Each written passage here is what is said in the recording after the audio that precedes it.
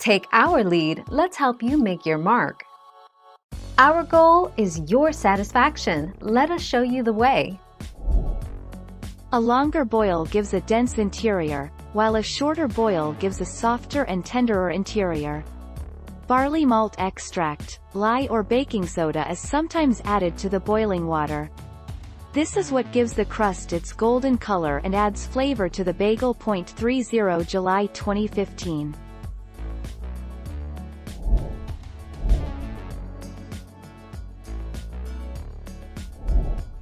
Take our lead. Bagels are typically boiled for 30 to 60 seconds on each side. The longer the boil, the thicker and chewier crust. A brief boil gives bagels a thin and fairly elastic crust that will still allow the bagels rise quite a bit in the oven, resulting in a softer texture. 9 June 2009.